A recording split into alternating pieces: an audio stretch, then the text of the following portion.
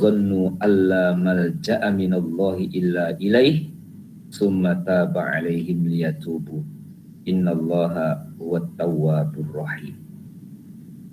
Allah abadikan kisah 3 orang tersebut, di mana Allah Subhanahu wa ta'ala menguji kepada ketiganya. Dhaqat alaihimul ardu, sampai terasa bumi ini sempit karena dalam hubungan horizontal, hubungan kemanusiaan tertutup baginya. Hubungan vertikal dengan Allah Subhanahu wa ta'ala juga seakan-akan tertutup. Akan tetapi Allah Subhanahu wa ta'ala tetap membuka pintunya kepada hamba-hamba yang berada dalam kesulitan dan kesempitan. Selagi hamba mau datang dan menghadap kepadanya, Allah siapkan jawaban dan pertolongannya. Akhirnya 3 sahabat tersebut mendapatkan jawaban dari Allah, summa taba alaihim liyatubu. Allah memaafkan. Dengan pintu kemaafan yang dibuka oleh Allah Subhanahu wa ta'ala, terbuka pula selanjutnya pintu kemaafan dari Rasulullah Shallallahu Alaihi Wasallam. Terbuka pula pintu kemaafan dari para sahabat lainnya. Berarti dari kisah tersebut, di sebalik kesempitan ada kelapangan, di sebalik kesulitan ada kemudahan. Dan pada pagi hari ini di muka surat 473 kita akan dengar hikmah atau faidah atau pengajaran dari hadis yang menjelaskan tentang kisahnya Ka'ab bin Malik. Dalam kitab ini ada 12 hikmah dan faidah yang menjadi penutup dari kitab Ihfazillaha Yahfazka. Yang pertama, pengajaran tersebut disebutkan bahwa jika Rasulullah Shallallahu Alaihi Wasallam hendak bermusafir, baginda akan keluar pada pagi hari. Ini merupakan satu pelajaran penting bagi kaum muslimin. Jika hendak bermusafir, hendaklah mereka memperhatikan bahwa sekira kita hendak bermusafir, hendaklah dilakukan selepas melaksanakan sembahyang subuh. Karena Rasulullah Shallallahu Alaihi Wasallam bersabda, Allahumma barik li ummati fi bukuriha. Ya Allah, berkatilah umatku di pagi hari mereka. Yang pertama ini kita pahami, kita renungkan, dan semoga menjadi pengajaran. Kita berada di garis khatulistiwa, posisi bumi yang kita tempati, posisi negara yang kita tempati, dan posisi wilayah yang kita duduki. Sehingga kita merasakan siang maupun malam hampir sama waktunya. Panjangnya malam maupun panjangnya siang lebih kurang sama, kisaran 11 sampai 12 jam. Allah Ta'ala telah mengatur kekuatan rohani hambanya, khususnya orang-orang Islam, dengan rukun Islam yang 5 dan rukun Islam yang kedua, yaitu sholat yang telah ditetapkan oleh Allah Ta'ala waktunya. Menjelang malam, sholat maghrib. Menjelang pagi, sholat subuh. Diucapkan tahniyah dengan rasa syukur kepada Allah, tahniyah kepada jamaah Ihfazillah Yahfazka yang telah menjalankan sholat subuh dengan berjamaah, atau minimalnya menjalankan sholat subuh dan tidak ditinggalkan olehnya. Menjelang pagi kita sujud kepada Allah. Menjelang pagi kita merendahkan diri kita kepada Allah. Menjelang pagi kita zikir, kita mengingati Allah. Di sebalik kita zikir, kita berdoa kepada Allah. Nyatanya zikir dan doa, kita semangat untuk menjalani hidup seperti dan sesuai dengan yang ditentukan oleh Allah. Rasulullah Shallallahu Alaihi Wasallam dalam menghadapi pagi, persiapan untuk menghadapi pagi nanti dibezakan dengan persiapan menghadapi malam. Persiapan menghadapi pagi, Allah Ta'ala buka peluang untuk sujud kepadanya dalam hukum sunnah sholat tahajud namanya. Dalam menghadapi malam, Allah persiapkan hamba untuk sujud kepadanya dengan sholat fardu, namanya sholat asar, atau yang disebut dalam Al-Quran as-sholatul wusta. Bezanya, sebelum subuh ada sholat sunnah, baik itu qobliyah ataupun sholat sunnah di waktu malam, rangkaian dari sholat tahajud. Memasuki malam, sebelum maghrib ada sholat yang namanya sholat asar. Selepas asar tidak dibenarkan untuk sholat sunnah, kecuali sholat sunnah yang sebabnya sudah ada di depan. Kalau sholat itu belum ada sebab, maka tidak dibenarkan untuk sholat selepas sholat asar. Sama juga selepas sholat subuh. Artinya, saya membawa jamaah untuk merenung persiapan menghadapi pagi dan persiapan menghadapi malam. Ada beza, ada sama. Kesamaannya, Allah fardukan untuk menjalankan sholat fardu. Perbezaannya, sebelum sholat fardu, menjelang pagi adalah sholat sunnah. Menjelang malam sebelum sholat maghrib adalah sholat asar. Menggambarkan pagi dengan persiapannya, malam dengan persiapannya.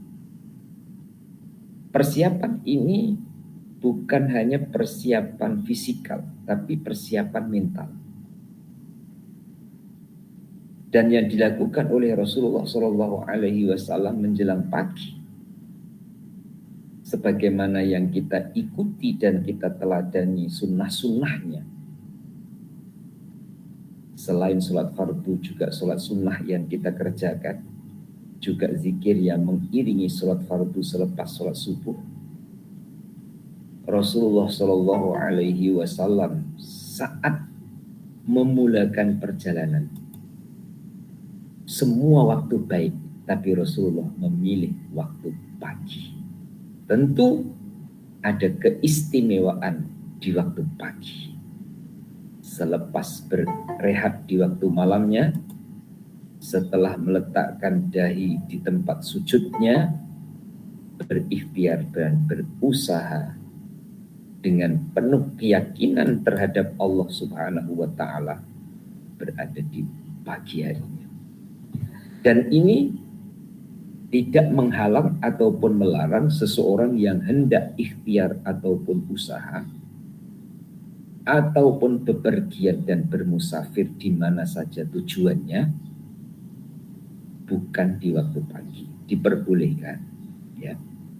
Hanya Rasulullah melakukan musafirnya memilih di waktu paginya, dan baginda berdoa, Allahumma barik li ummati, untuk kita semua, di bukuriha, pada pagi hari mereka.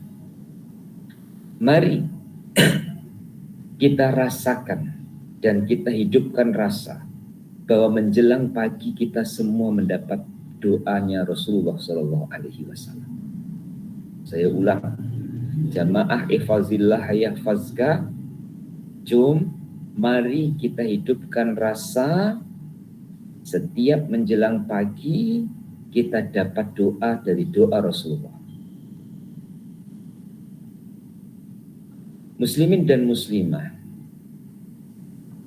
seorang murid datang kepada gurunya. Apa motif, apa keinginan murid datang kepada guru? Bermacam-macam. Tapi dari bermacam-macam itu apabila dikumpulkan, keinginan murid terhadap gurunya adalah restu ataupun doa guru terhadap murid. Doa Allahumma barik li ummati fi bukuriha itu dari lisan yang mulia Rasulullah Shallallahu Alaihi Wasallam. Ada yang merasakan dan merasa ada kesan di saat dia merasakan doa Rasulullah Shallallahu Alaihi Wasallam untuk umatnya di waktu pagi. Sebaliknya ada yang tidak merasakan, maka dia tidak merasa doanya Rasulullah Shallallahu Alaihi Wasallam di waktu pagi. Maka saya ingatkan untuk diri saya sendiri, di waktu pagi kita ingat bahwa Rasulullah mendoakan umatnya di waktu pagi. Insya Allah doa itu sampai kepada kita. Pasti dan tentunya kita harus semangat untuk menghadapi pagi. Walaupun kita harus berhadapan dengan berbagai-bagai urusan. Walaupun kita harus menyelesaikan urusan-urusan yang kita hadapi. Otomatis merasa didoakan Rasulullah akan selalu menyampaikan salam dan sholawat kepada Rasulullah sebagai salah satu tanda terima kasih kita kepada baginda Rasulullah Muhammad Sallallahu Alaihi Wasallam. Dan insya Allah dengan merasa didoakan oleh Rasulullah dan selalu memperbanyak menyampaikan salam dan selawat kepada Rasulullah, Allah pimpin kita dengan rahmatnya menuju kepada jalan kebenaran, jalan keridhaan, dan jalan kembali kepada Allah dengan selamat. Yang nomor 2, bahwa disunatkan bermusafir pada hari Kamis. Karena Ka'ab bin Malik radhiyallahu an menyebutkan bahwa Rasulullah SAW bermusafir pada hari Kamis. Ini adalah kebiasaan Rasulullah SAW dalam bermusafir, bahwa beliau bermusafir pada hari Kamis. Sekiranya hari Jumat, sebagian ulama memakruhkannya. Dan sebagian mereka ada yang mengatakan bahwa bermusafir yang makruh atau haram itu selepas dikumandangkan azan pertama. Azan pertama itu muslimin muslimah ada 2. Satu, azan pertama di waktu subuh menandakan masuknya fajar kazib. Apa fajar kazib? Ya, dari segi bahasa fajar itu pagi, kazib tipu. Dikatakan fajar kazib adalah di ufuk timur mulai terpancar cahaya, ada pancaran cahaya seperti menjelang pagi tapi terbenam lagi. Nah, di saat fajar kazib itu muncul, dikumandangkan azan yang dinamakan azan pertama. Sebagaimana muslimin muslimah di Mekah dan di Madinah, azan sebelum subuh dan azan subuh. Jika di kampung kita atau di kawasan kita tidak demikian, sekurang-kurangnya jamaah ifazillah yafazka, mengetahui dan memahami adanya dua azan. Satu azan ketika fajar kadzib, dua azan ketika fajar sodik atau fajar yang menjelang betul-betul masuk waktu pagi. Yang kedua adalah dua azan itu saat hari Jumat. Azan pertama menandakan masuknya waktu zuhur. Azan yang kedua menandakan datangnya khatib yang akan menaiki mimbar untuk menyampaikan khutbahnya. Nah, yang dimaksudkan di sini azan yang pertama ini adalah di waktu atau di hari Jumatnya. Maka saya teruskan dulu. Tetapi yang lebih baik adalah seorang hamba itu menetap di rumah pada hari Jumat, supaya mengkhususkan untuk beribadah, mandi sunnah, berzikir, tilawah, dan mentadabbur atau merenungkan Al-Quran. Karena hari ini adalah hari perayaan bagi kaum muslimin. Bagaimanapun juga keadaan kita dalam menjiwai nasihat-nasihat ini adalah mendahulukan husnuzon, mendahulukan berbaik sangka. Kadang kita dalam menghadapi hidup itu tergesa-gesa, apalagi dalam urusan-urusan kebendaan, ingin cepat mendapat jumlah yang banyak, sehingga keinginan itu melupakan keutamaan-keutamaan yang Allah Subhanahu wa Ta'ala berikan. Bahkan ada yang sampai bukan hanya melupakan, tapi meninggalkan keutamaan-keutamaan yang Allah Subhanahu wa Ta'ala berikan. Sebagaimana adanya keutamaan yang Allah beri pada hari Jumat ataupun pada malam Jumat. Karena terpedaya dengan fata morgananya dunia, sehingga yang dikejar adalah sesuatu yang bersifat sementara, sedangkan yang bersifat kekal bersama Allah Tuhan yang Maha Kekal kadang-kadang diabaikan. Bukan kepada tuan-tuan dan puan-puan nasihat ini, tapi juga untuk diri saya sendiri, di mana peluang yang Allah Subhanahu wa Ta'ala beri dalam satu minggu, ada satu hari raya yaitu hari Jumat, sebisa-bisanya mengatur waktu supaya hari Jumatnya adalah hari di mana banyak hubungan khususiyah dengan Allah Subhanahu wa Ta'ala.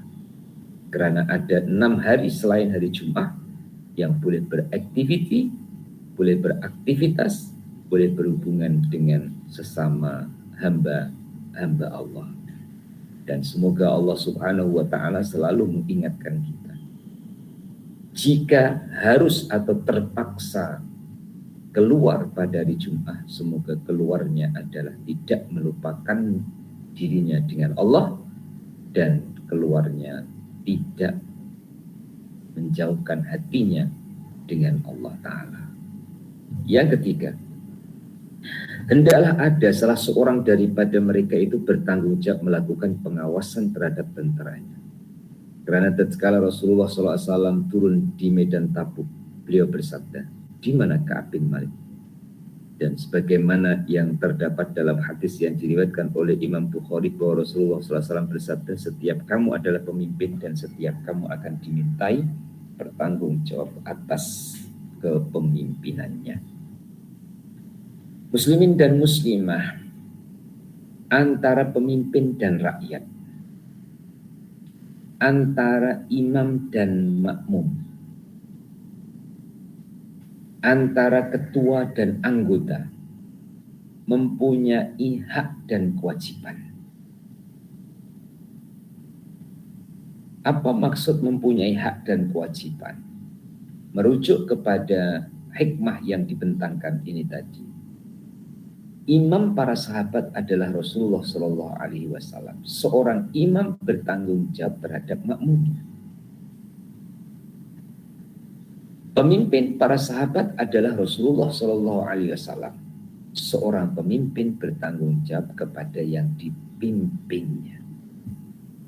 Tanda tanggung jawab terbukti bahwa dari sekian tentara yang ikut atau sahabat yang ikut perang Tabuk, Rasulullah Shallallahu Alaihi Wasallam perhatikan sahabat-sahabatnya, dan ternyata ada sahabat yang tidak ikut dan Rasulullah tahu dan Rasulullah menanyakan, menunjukkan pemimpin perhatian terhadap pimpinannya. Saya contohkan, pon punya anak, diamanahkan oleh Allah Ta'ala anak. Jumlahnya banyak.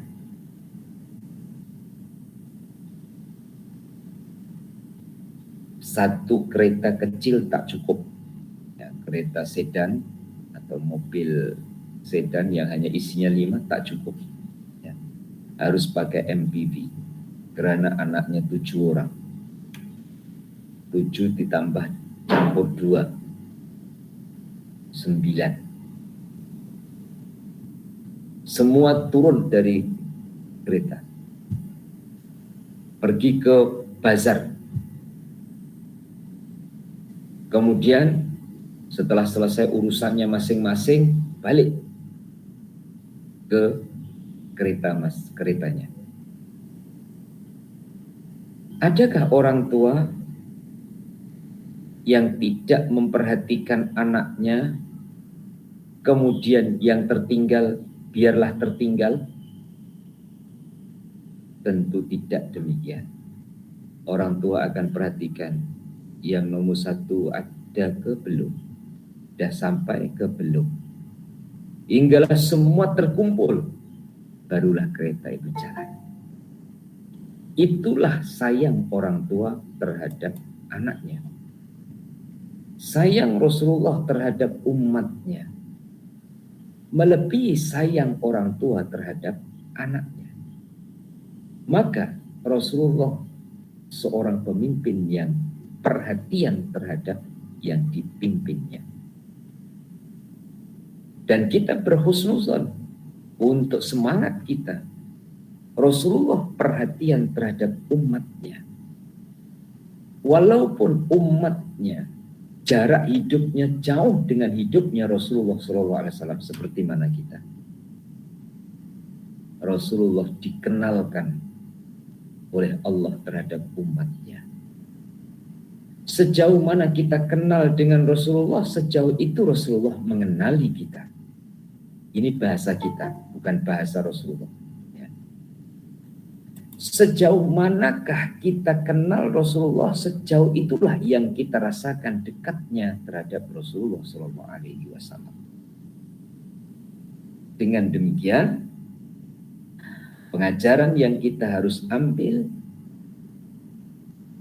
perhatian seorang pemimpin terhadap yang dipimpinnya, juga perhatian orang tua terhadap anak yang berada di bawah tanggungan ataupun jagaannya. Secara umumnya adalah tanggung jawab dan perhatian terhadap amanat yang diserahkan oleh Allah Ta'ala kepadanya. Jadi muslimin muslimah itu yang ketiga. Yang keempat, pelajaran yang dapat diambil juga yaitu hendaklah seorang itu menyebutkan sesuatu yang terdapat pada diri orang lain. Menurut para ulama, menyebut kecacatan seseorang dan menyebut kebaikan seseorang diperbolehkan dalam beberapa tempat dan kesempatan. Hal itu tidak termasuk ghibah, tapi ini termasuk hal yang diperbolehkan oleh para ulama. Pelajaran yang keempat ini dalam menjelaskan saya memulai dari dasar. Apa dasarnya? Niat. Harus mengatakan pujian, harus menceritakan kebaikan, ataupun harus menceritakan keburukan, kembali kepada niatnya. Yang nomor dua, kembali kepada maslahah atau kesudahannya. Kalau niatnya baik, insya Allah kesudahannya baik. Walaupun mengatakan keburukan orang lain. Tapi kalau sebaliknya dari awal niatnya itu sudah buruk, maka kesudahannya juga akan buruk. Contoh, orang tua terhadap anaknya. Ya. Yang sering saya jadikan contoh adalah kita terhadap anak kita. Ada masa-masanya kita itu mengungkapkan kebaikan-kebaikannya. Ada masa-masanya juga kita mengungkapkan kekurangannya. Dari kedua-duanya, insya Allah, niat orang tua adalah untuk kebaikan anaknya. Karena saat menceritakan ataupun menyampaikan kebaikan maupun keburukan adalah niat yang baik dan di atas dasar kasih sayang orang tua terhadap anak.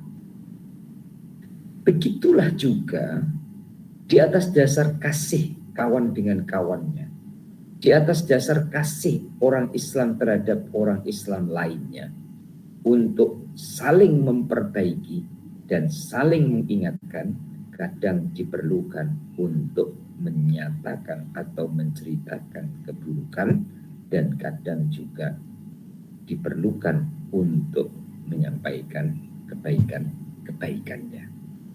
Oleh itu, saat Ka'ab bin Malik tidak menyertai perang, kemudian Rasulullah tanya dan sahabat pun menjawabnya. Jawaban sahabat memberitahu kepada baginda bukan mengaibkan Ka'ab bin Malik, tapi itulah yang harus disampaikan kepada baginda Rasulullah Shallallahu Alaihi Wasallam. Yang kelima, di antara pelajaran yang dapat diintisarikan juga, yaitu hendaklah seorang muslim memelihara dan membela kehormatan saudaranya, seperti yang dilakukan oleh Mu'ad radhiyallahu anhu tatkala beliau membela kehormatan Ka'ab bin Malik dan memberi kritikan atas orang yang mencelanya. Yaitu buruk sekali apa yang saudara katakan itu. Dia adalah seorang mujahid yang cinta kepada Allah dan Rasulnya. Dalam suatu hadis dari Rasulullah SAW bahwa baginda bersabda, "Man dabba an irdi akhihil muslimi kana haqqan 'ala Allah ayyutiqahu minan nari." Yang artinya, barang siapa yang membela kehormatan saudaranya yang muslim, niscaya Allah membebaskannya dari api neraka. Maka apabila seorang muslim mendengar kesalahan dan pelanggaran atas kehormatan saudara dalam satu majlis, dia berhak untuk membela dan menjawabnya serta menjelaskan bahwa ini adalah salah, dan memberitahu kebaikan-kebaikan saudaranya itu jika dia mengetahui kebaikan yang ada pada dirinya. Secara tertulis atau teksnya adalah demikian. Pada praktik kehidupan yang dipandu dengan rasa, di mana setiap manusia punya kelebihan dan kekurangan.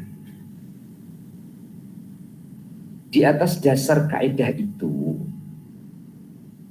saat terjadi kesalahan baik pada diri kita maupun ke orang lain, jangan 100% memandang kesalahannya sehingga akan dikuasai dengan kebencian yang melampaui batas. Tapi juga seimbang. Arti seimbang di sini, kesalahan yang dilakukan, ada pula kebaikan yang dilakukan.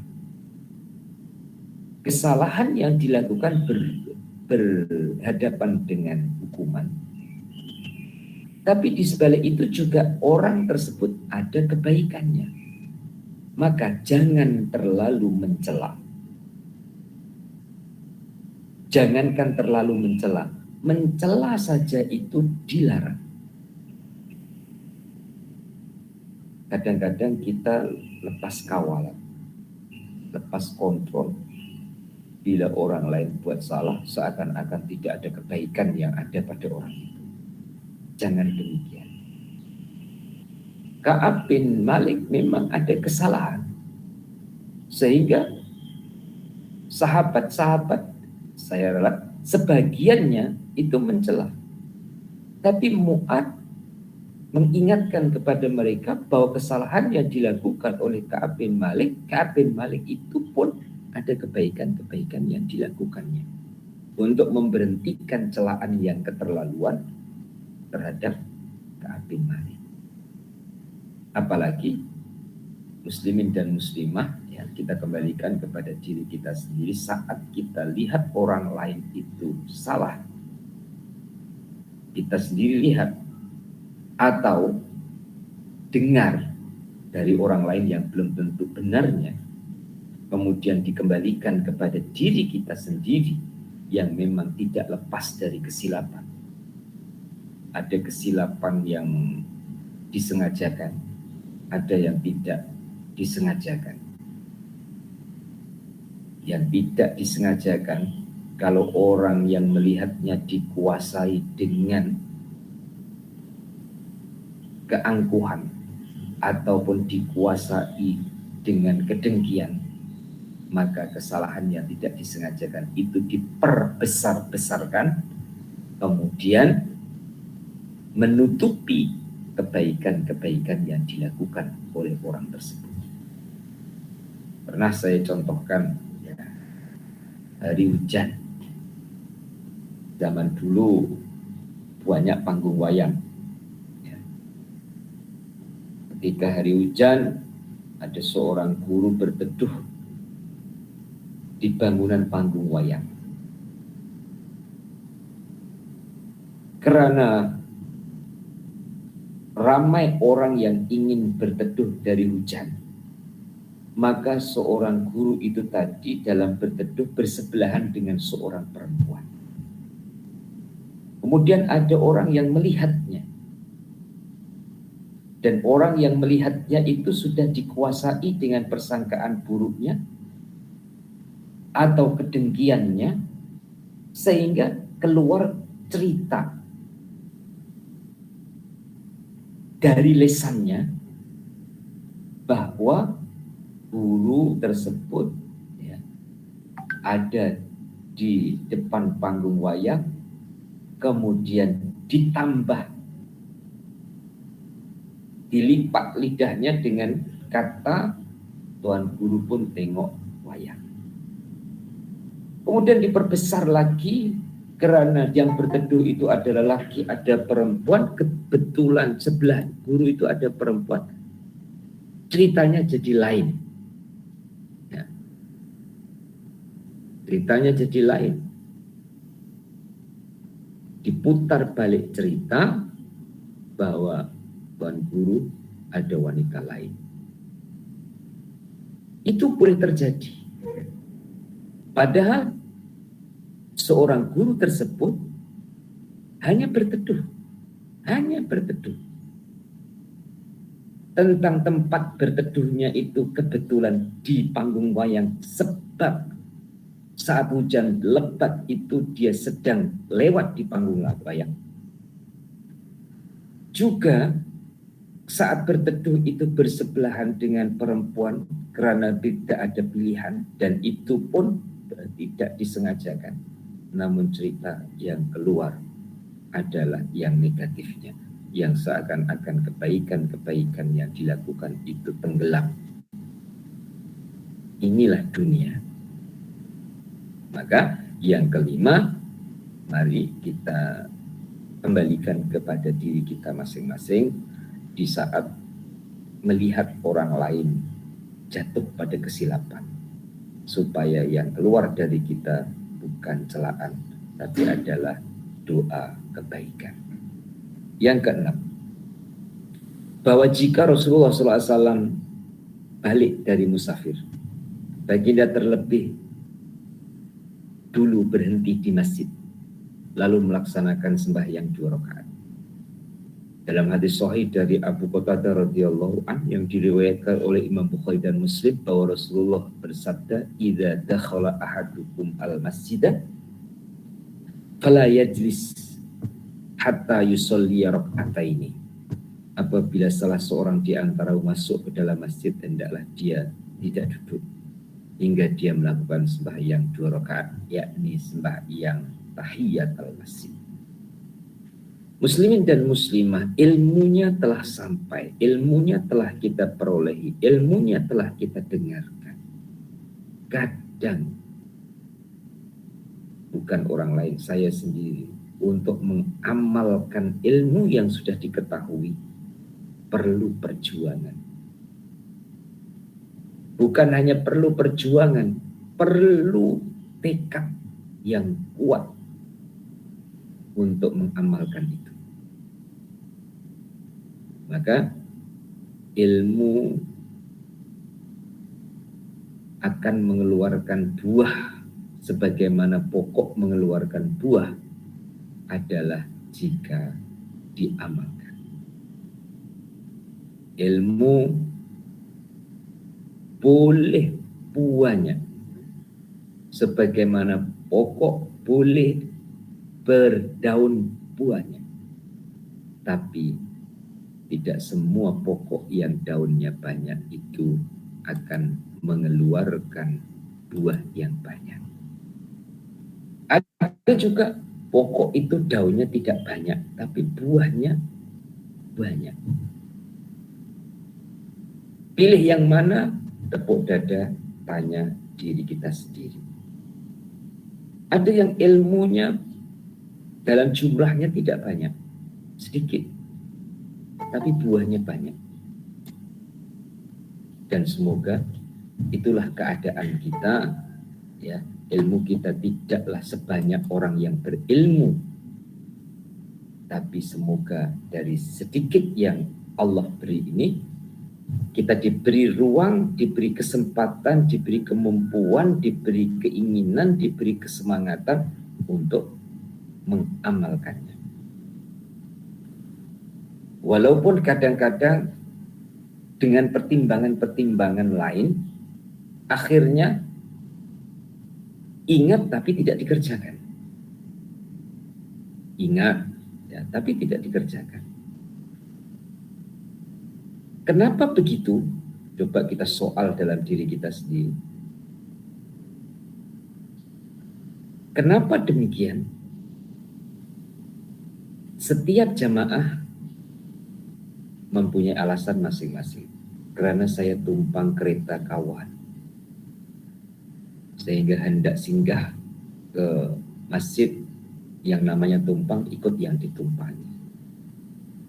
Ataupun keluar alasan yang pakai kereta sendiri, mobil sendiri, selepas ini sudah ditunggu dengan urusan yang lainnya.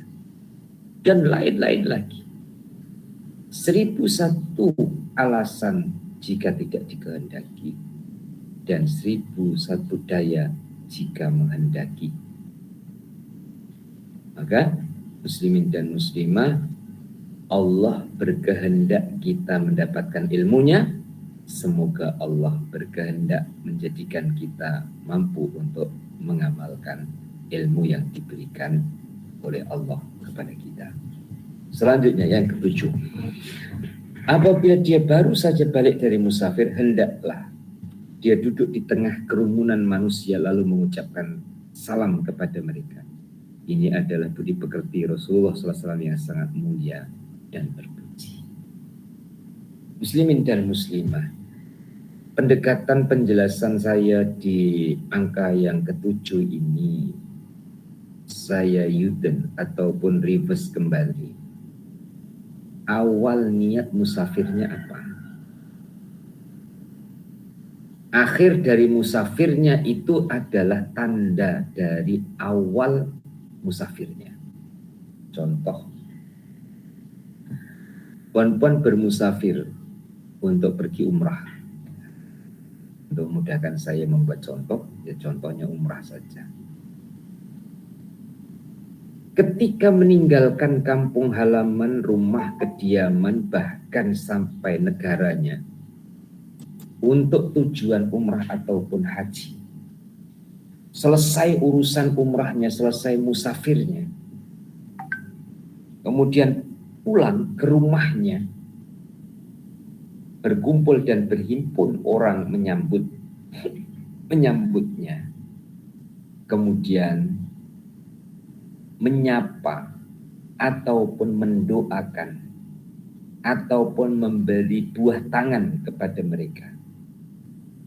Itulah yang pernah puan-puan lakukan bagi yang sudah berpeluang pergi haji ataupun pergi umrah. Oleh itu, kategori musafir keluar rumah dengan niat ibadah. Ibadah itu lawan dari maksiat. Dengan niat taat kepada Allah Ta'ala, tidak semestinya puan-puan pulang kemudian dikumpulkan orang untuk menyambut kedatangannya. Tapi atas kesadaran ataupun atas keinginan dari keluarga atau orang-orang yang di sekeliling kita, kemudian kedatangan kita ditunggu olehnya dan kita bertegur sapa dengannya, mengucapkan salam kepadanya, adalah amalan sunnah mengikut Rasulullah Shallallahu Alaihi Wasallam. Atau batas minimalnya, puan-puan keluar rumah dengan niat musafir, pulang rumah senyum dengan orang yang berada di rumah kita, menyampaikan salam kepada orang yang berada di rumah kita, itu minimal.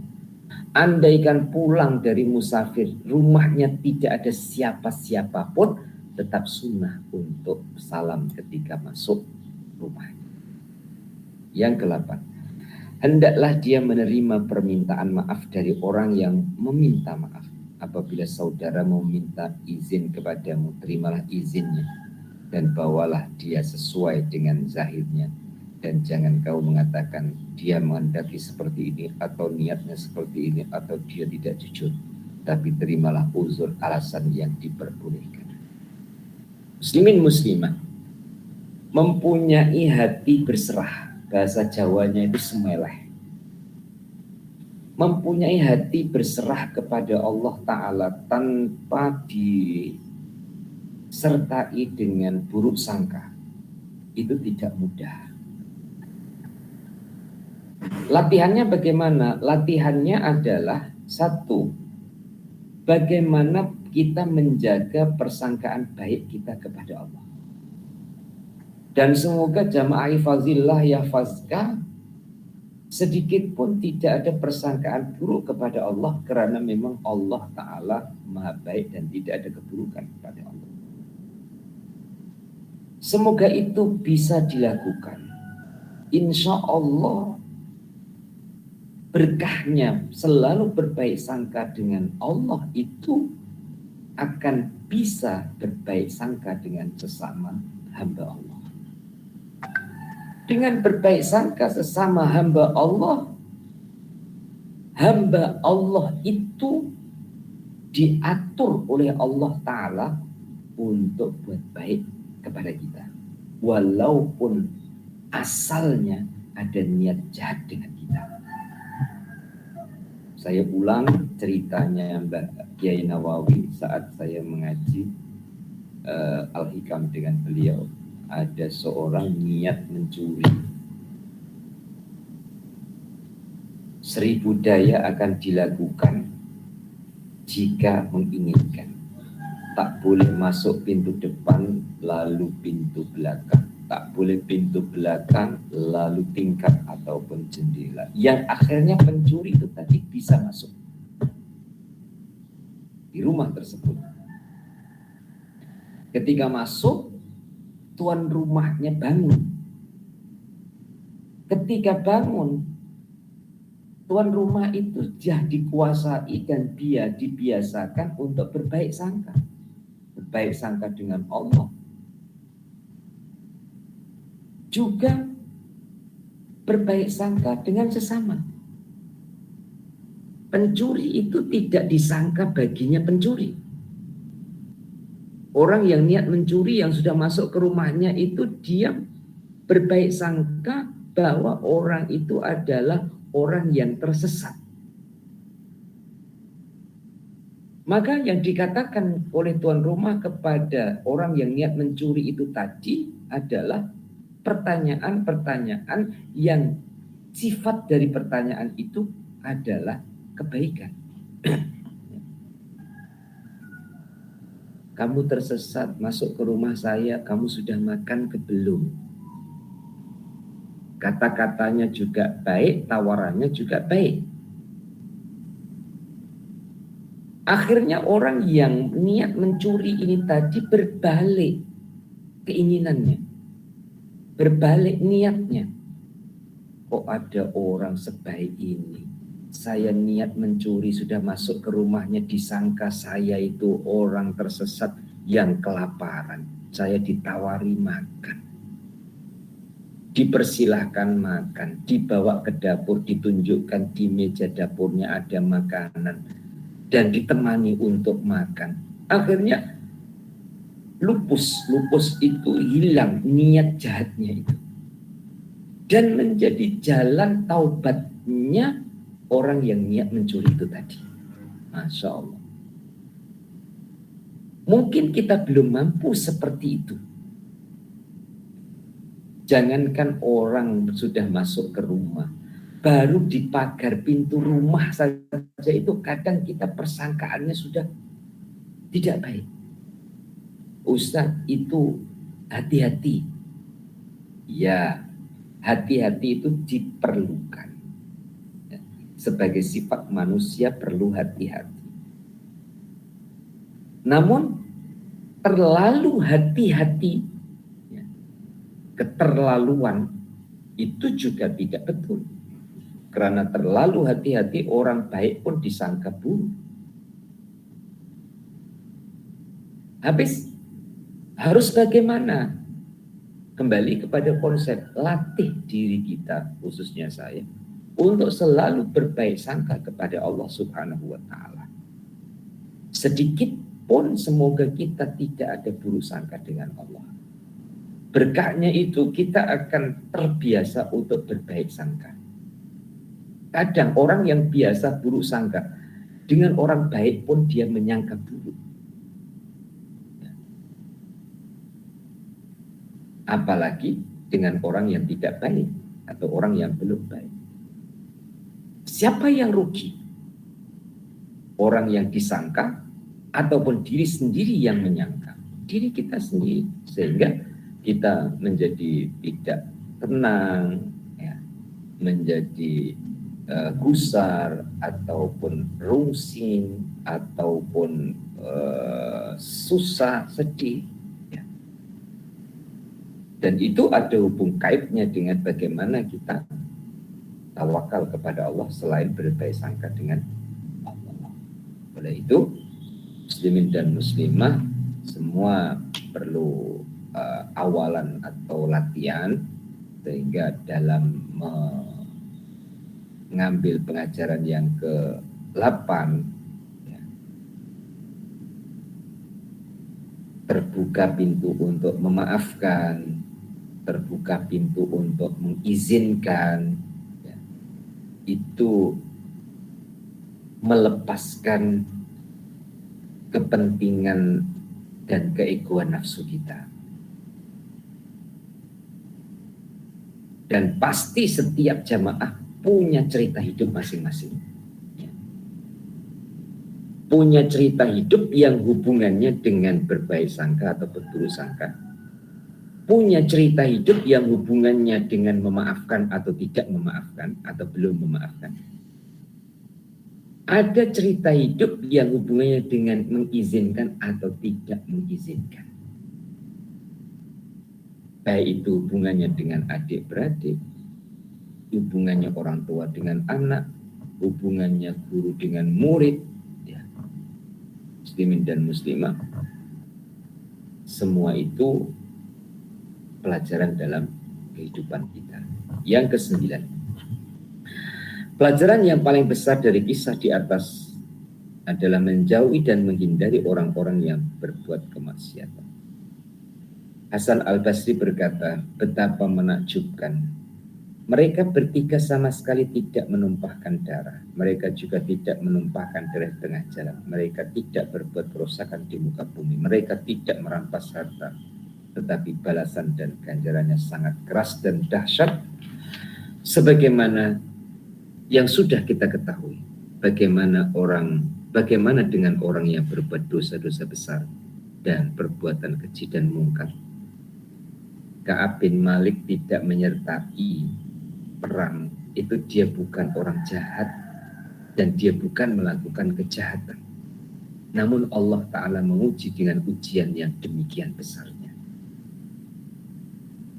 Kemudian disoal apalagi yang berbuat keji dan mungkar. Oleh itu muslimin dan muslimah, ya, bukan kadang lah, kita harus selalu senyum dengan Allah. Artinya terima kasih, ya. Andaikan satu dibalas satu, muslimin dan muslimah kita itu tidak dapat ngaji seperti ini. Dari kesilapan dibalas oleh Allah dengan balasannya.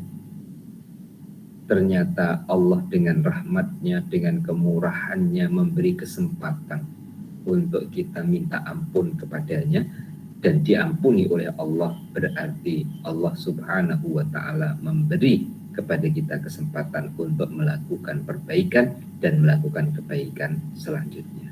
Jadi menghindari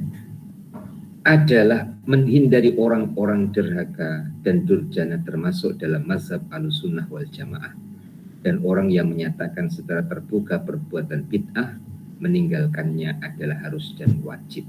Titik dulu. Muslimin dan muslimah ini fleksibel, artinya kondisional. Kalau orang jahat tidak didekati oleh orang baik, bagaimana dia akan mengenal kebaikan?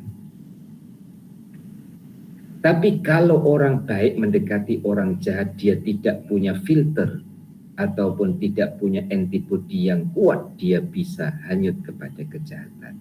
Berarti tepuk dada, tanya diri, ya, muslimin dan muslimah. Karena adanya orang yang belum baik itu memberi peluang kepada orang baik untuk berdakwah di depan orang-orang yang belum baik. Dengan catatan kita harus bisa bertahan dan kita harus bisa menjaga diri kita. Selanjutnya, begitu juga dengan orang-orang yang sering melakukan kemaksiatan dan dosa-dosa, seperti orang yang ketagihan arak ataupun dada, orang yang sudah ketagihan mendengar musik dan nyanyian yang melalaikan, juga seperti orang yang melanggar dan menyalahi sunnah dalam pelaksanaannya. Mereka mesti dihindari setelah diberi nasihat. Muslimin dan muslimah rahimakumullah, ada peribahasa masuk kandang kambing jadi seperti kambing, masuk kandang kuda jadi seperti kuda. Tidak salah peribahasa itu jika kita benar dalam mengartikan ataupun memahamkan.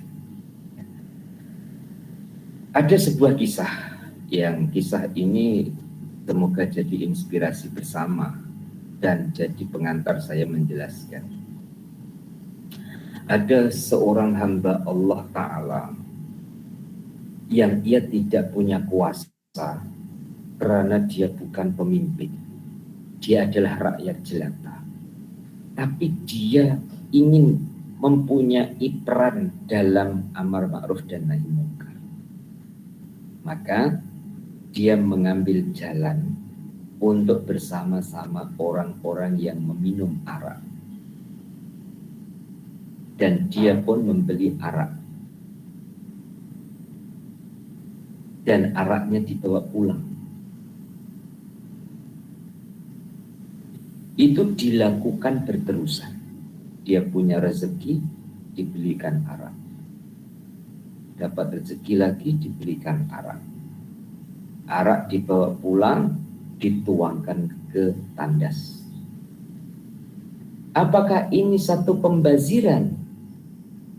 Di satu sisi bisa diartikan begitu. Tapi di sisi lain tujuan dia bukan pembaziran. Mengurangkan jumlah arak yang ada di kedai arak supaya tidak berpeluang orang yang ingin minum arak karena araknya sudah dibeli olehnya dan dituang. Itu tidak diketahui oleh orang lain melainkan istrinya yang ada di rumah. Sampailah akhir hayatnya. Orang itu dikenali di mata umum adalah peminum arak. Karena dia selalu beli arak dan berkawan dengan orang yang minum arak. Ketika meninggal dunia, orang kampung tidak mau menyolatkannya. Karena dia dikenali peminum arak dalam hidupnya. Allah dengan caranya mengangkat derajat hamba yang mulia. Khalifah di zaman itu sedang berjalan. Dan mendengar ada kematian rakyatnya, tapi orang kampung tidak mau menyolatkannya. Maka khalifah atau pemimpin ini tadi datang ke rumah tersebut dan menanyakan terhadap istrinya, kenapa orang kampung ini suamimu meninggal, dia tidak mau menyolatkan. Istrinya bercerita, suami saya ini hampir tiap malam beli arak. Sampai di rumah, dibuka botolnya, dibuka penutup botol, dituangkan di tandas. Orang kampung tahunya suami saya ini peminum arak. Setelah raja tersebut mendengar cerita itu dari istrinya sendiri dengan ketulusan dan kejujuran, istrinya menceritakan, raja sendiri yang mengumumkan terhadap rakyatnya untuk menguruskan jenazahnya dari mulai memandikan, mengkafankan, menyolatkan dan mengebunginya. Pengajaran apa yang kita perolehi dari kisah itu? Sebagai pengantar saya menyampaikan bacaan yang baru saja saya baca dan puan-puan dengarkan, ialah usaha untuk amar ma'ruf dan nahi mungkar. Banyak jalan mengikut kemampuan kita. Tidak semestinya harus berada di dalam masjid dengan ceramah, kuliah, dan dakwah. Tapi juga menembusi kepada mereka-mereka yang berada di lembah maksiat itu sendiri. Dengan catatan, kuatkan niat dan tekad. Kalau dirasa kalah sebelum melangkah, jangan melangkah.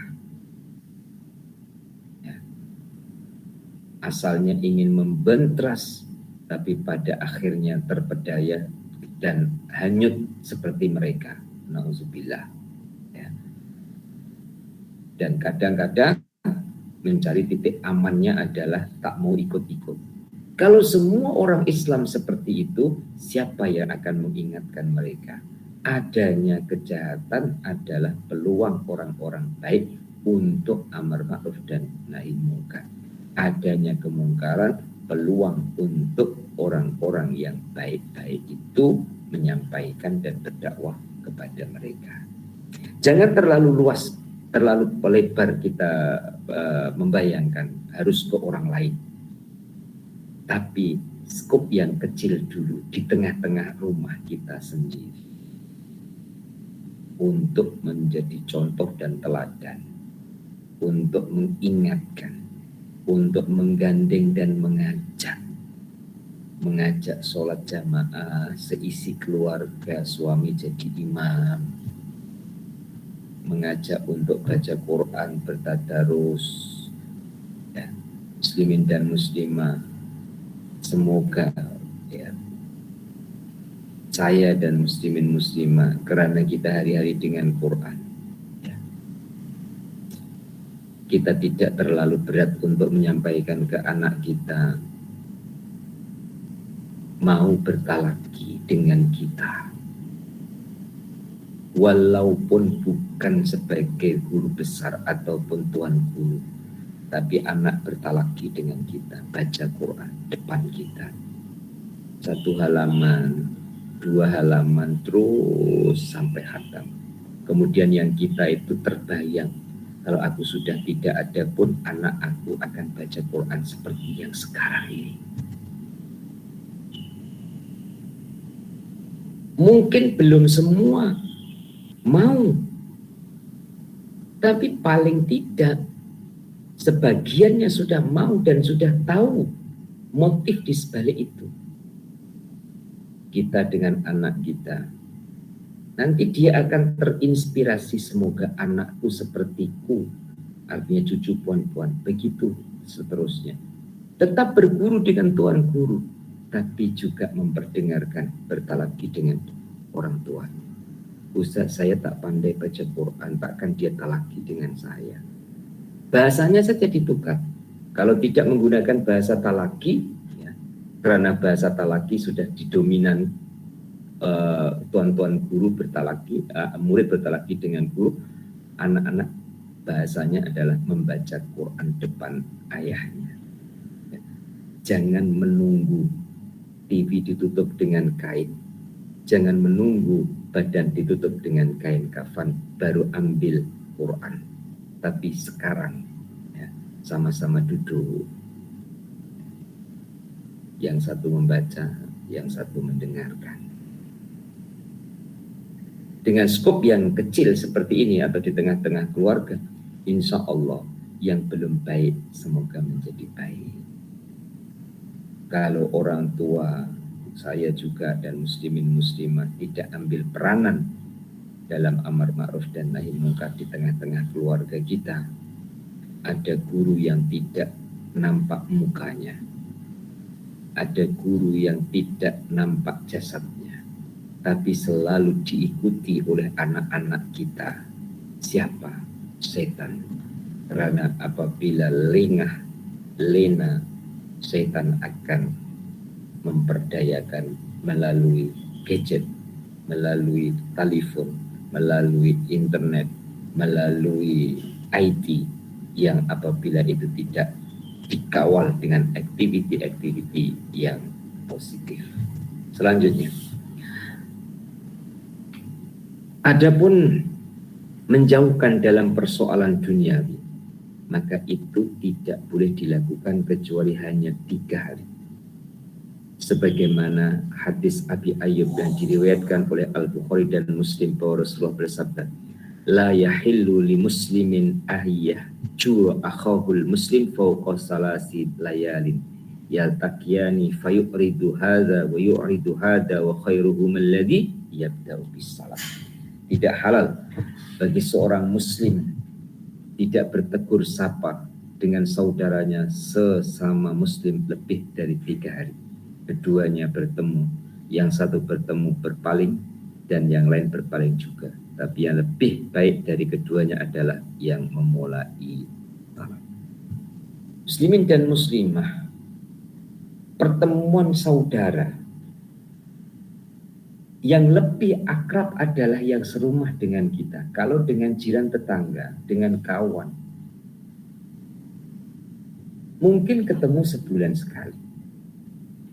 Walaupun ketemu sebulan sekali, tetap rasa saling hormat menghormati, kasih mengasihi tetap ada.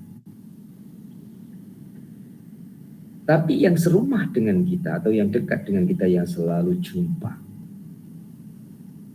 contoh, minta maaf, suami istri, orang tua anak. Kalau seperti saya, guru dengan murid, ya. Ada kemarahan guru itu melebihi 3 hari terhadap muridnya, yang harus berhati luas ataupun yang harus lapang dada, muridnya atau gurunya. Tentu yang lebih tua yang harus lebih lapang dada.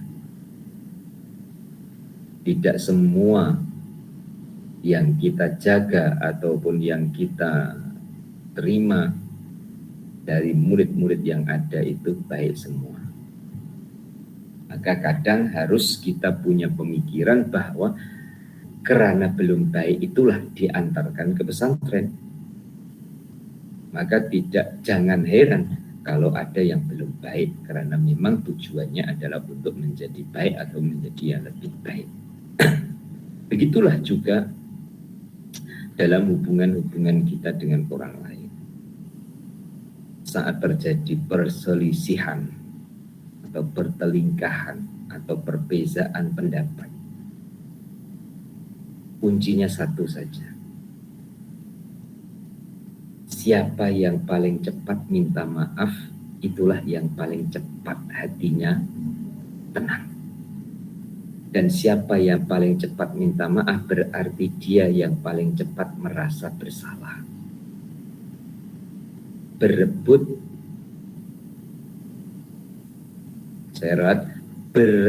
merasa salah.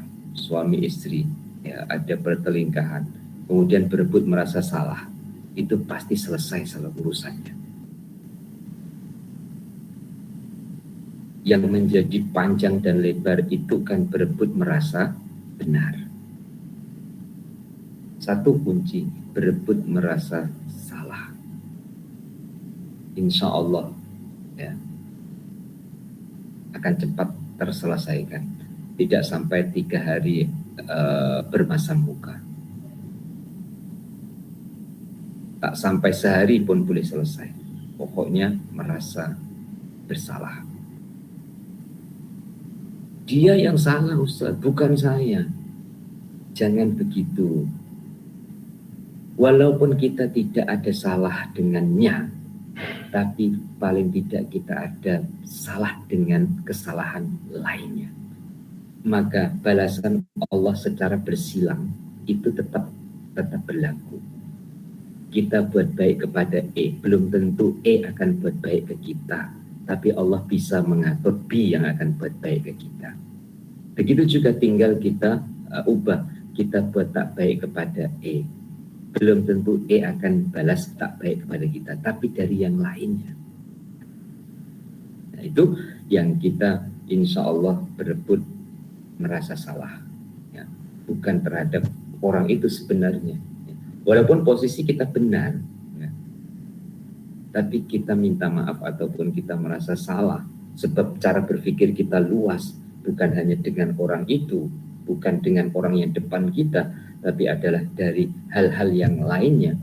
Akhirnya Allah berikan ketenangan, Allah Ta'ala juga bukakan pintu kemaafan. Selanjutnya, adapun mengenai perkara agama, kamu boleh menghindari dan tidak bergaul dengan para durjana dan penghamba hawa nafsu hingga kamu dapat mendidik dan menyadarkan mereka. Kalau kamu melihat bahwa ada manfaat, sekiranya menghindari mereka. Akan tetapi Ibnu Taimiyah mengecualikan jika hal itu malah membuat si pelaku maksiat semakin bertambah jauh. Artinya kembali ke diri kita lah. Apa niat kita? Yang jelas sesuai dengan kapasiti ataupun kemampuan yang Allah Subhanahu wa Ta'ala berikan. Tidak harus kita dengan kemungkaran itu undur ke belakang, karena untuk kita tidak terpengaruh dengan kejahatan. Dan itu tidak semua, boleh jadi ya, memang kita undur ke belakang saat kita menghadapi kejahatan dan kemungkaran di luar sana. Tapi kita tidak undur ke belakang saat kita mampu, karena itu di tengah-tengah keluarga kita, ataupun orang yang di bawah jagaan kita, ataupun saudara, kawan-kawan kita, dengan tujuan untuk mengingatkan, dengan tujuan untuk menyelamatkan, dengan tujuan untuk membantu mereka.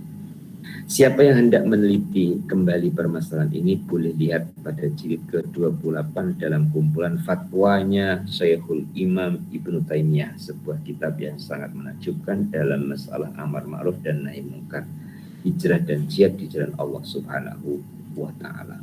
Muslimin muslimah jamaah pengajian Ihfazillah Yahfazka yang dikasihi, saya cukupkan ini 10 sampai 12 sebagai penutupnya. Insya Allah kita akan sambung pada pertemuan yang akan datang dan kita akan hatamkan. Dan untuk penggantinya insya Allah saya maklumkan ya, dalam suasana ini ya, doakan semoga saya pun boleh kembali ke sana untuk bertatap muka dengan muslimin dan muslimah sekalian ya. Dan semua itu adalah Allah Ta'ala punya cara, Allah punya aturan, dan Allah punya kehendak. Insya Allah kitab ini kita akan khatamkan pada minggu hadapan, dan untuk kitab pengganti dan yang menyambungnya akan saya maklumkan di minggu depan. Kita akhiri bersama dengan baca doa. Bismillahirrahmanirrahim. Allahumma sholli wa sallim ala sayyidina Muhammad wa ala ali sayyidina Muhammad. Alhamdulillahirabbil alamin. Allahumma rzuqna ilman nafi'ah wa amalan sholihan maqbula wa rizqan halalan thayyiban wa siyam mubarakan. Rabbana atina fid dunya hasanah wa fil akhirati hasanah wa qina adzabannar. Sallallahu ala sayyidina Muhammad wa ala alihi washabbihi wasallam. Alhamdulillahirabbil alamin. Taqabbalallahu minkum minna wa minkum taqabbal ya karim. Hadanallahu wa iyyakum ajmain. Assalamualaikum warahmatullahi wabarakatuh.